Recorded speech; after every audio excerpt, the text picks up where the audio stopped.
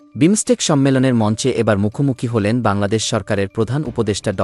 মোহাম্মদ ইউনূস এবং ভারতের প্রধানমন্ত্রী নরেন্দ্র মোদি।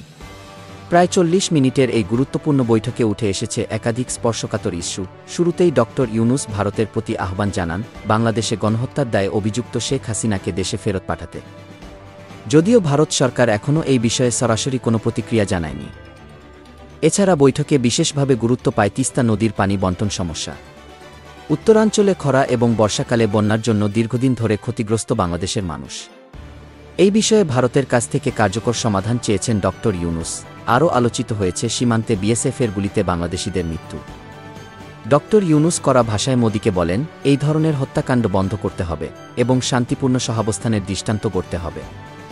প্রেস সচিবের মতে, এই বৈঠকটি দুই দেশের মধ্যে বন্ধুত্বপূর্ণ সম্পর্ক পুনর্গঠনের পথে একটি ইতিবাচক অগ্রগতি। রাজনৈতিক অস্থিরতা কিছুটা হলেও প্রশমিত হবে বলে আশা করা হচ্ছে। সাম্প্রতিক এই বৈঠকে আরও কয়েকটি দ্বিপাক্ষিক ইস্যুতেও আলোচনা হয়েছে, যার মধ্যে রয়েছে ভিসা জটিলতা, বাণিজ্য ঘাটতি এবং সীমান্ত নিরাপত্তা। আপনার কি মনে হয় এই বৈঠক থেকে বাংলাদেশ বাস্তবিক লাভবান হবে?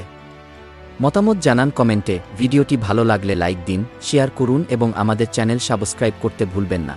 পরবর্তী আপডেটের জন্য চোখ রাখুন আমাদের ইউটিউবে।